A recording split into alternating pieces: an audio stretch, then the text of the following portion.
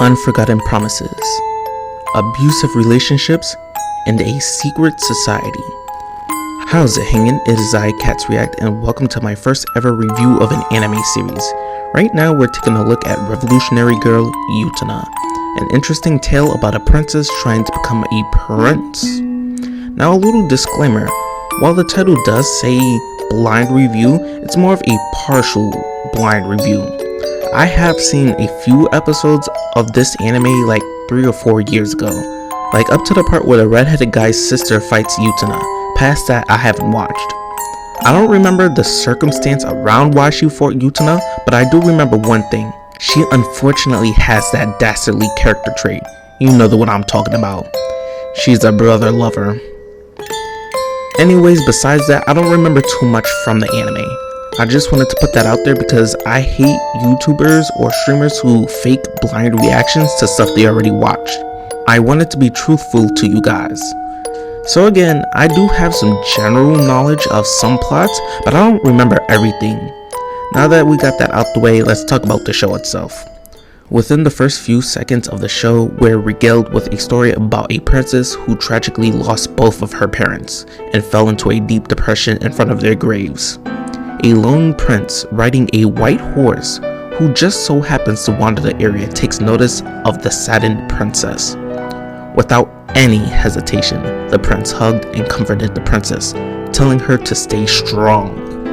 He gave her a ring to remember their fateful meeting and promised that they would meet again. He said the ring would help her find him in the future and then bid her farewell. The princess was so in awe by his action that it inspired her to become a prince herself, one who would save princesses. The identity of this princess is Utena, someone we'll definitely talk more about in this review.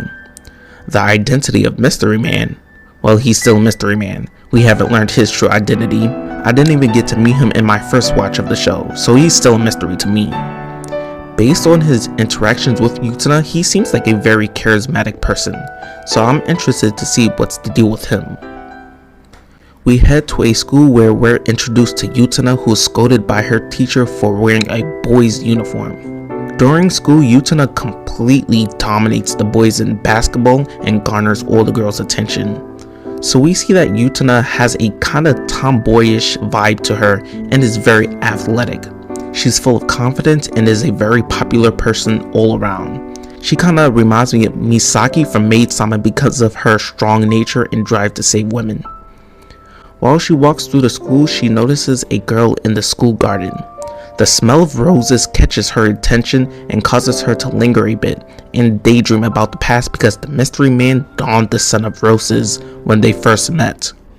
As she's daydreaming, she notices a guy approaching the girl in the garden. She notices some weird behavior between the two, but writes it off as couples arguing. That is until he slaps her. I knew the slap was coming, but to see it again wasn't great.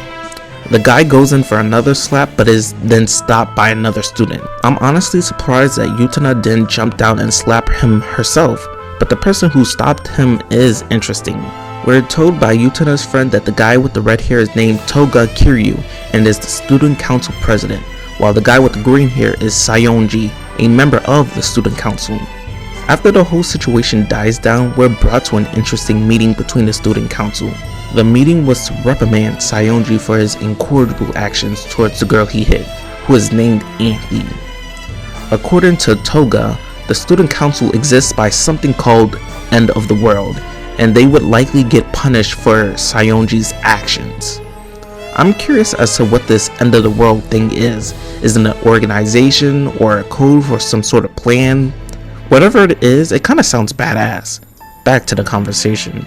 Sayonji is pure scum and retorts that Anthe is his property because she's the Rose Bride, to which Anthe agrees. He then tells them to mind their own business. If they have a problem, they can duel him for her. Before Sayonji walks away, Toga warns him that a new duelist was on the way. Now, instantly, Anthe gave me Pearl vibes from Steven Universe. I heard a while back that Steven Universe took inspiration from this show, and I'm clearly seeing it. The pink hair, the heavy focus on roses, and now someone who's basically a Pearl. To clarify, I don't mean like our pearl, I just mean like pearls in general, or the concept of what a pearl is supposed to be. While Utena and her friend Wakaba were hanging out, she asked Utena about the ring on her finger, to which Utena tells her about the situation surrounding it. Everything is going fine until Utena and Wakaba notice a commotion in the hallways. There is a crowd of boys in the hallway because there is a love letter addressed to Saionji pinned against a board to read aloud and shame the reader. The boys read the letter and then start mocking the sender. This causes Utena to rip the letter off the board and reprimand the boys in the hallway for finding it funny. She then notices her friend's face. Wakaba was in pure shock. Wakaba was the one who wrote the letter. Now, I truly feel sorry for her because this is something that nobody should have to go through. Saionji clearly did it for the sake of being malicious. She cries and runs away. After comforting Wakaba, she confronts Saionji. He claims to not have put the letter up on the board, but when pressed more about it, he admits to putting it up. Saionji is very evil. He said he did it to give the students a laugh. He was saying this with a grin on his face. Utena then challenges him to a duel. Saionji accepts and tells her to meet him after class in the arena forest. I question why there's an arena forest in the school, but we'll leave that for later. We're taken to a strange place where these two shadow girls talk about the upcoming fight that's going on. They seem to lean more towards Utena's side, but are concerned that she doesn't know the rules. We cut to Utena approaching the forest, but is stopped by a big door. She's confused about how to get in, but that's when her ring opens a path for her. She walks through it, and then we're just introduced to a badass song while she walks up a very long flight of stairs. Like, I'm talking about Super Mario 64 type of stairs. When she gets to the top, she notices an upside down castle floating above her, to which Saionji comes in and claims that the castle is an illusion. I personally don't think that's the case, and I don't trust Saionji, so I'll wait until I see more about the floating castle before I believe that. Saionji is intrigued by the ring on her finger and asks why does she have a rose seal, while showing off his own rose seal. Utena notices that he's wearing the same ring as him. Anthy then walks in and then places a rose on each of their chests, and explains that if the rose gets knocked off, they loses. She then wishes Utena good luck. This sets Saionji off and he slaps her for doing that.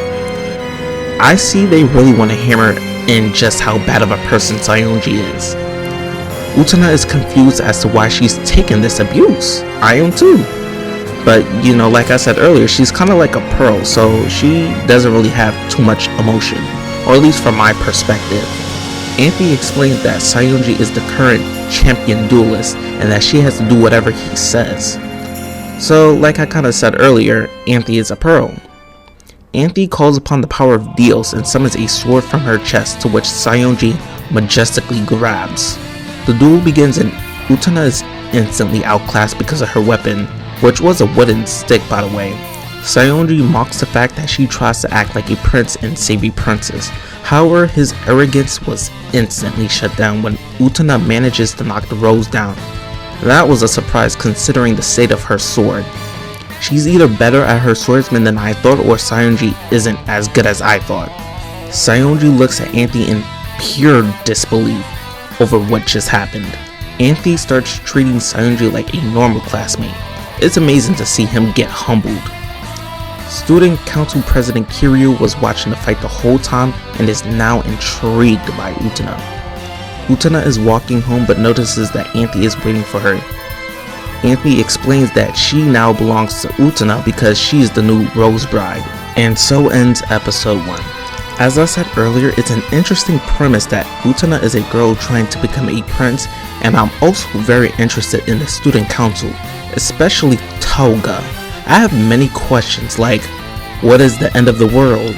Why is Saionji utter garbage? And what is Rangiku from Bleach doing in this anime? Was this her human life before she got sent to Soul Society? I'm definitely looking forward to seeing everything this anime has to offer me. My body is ready. Anyways, that's all for now. I'll see you guys next time. Please like, comment, and subscribe so I can do more of these.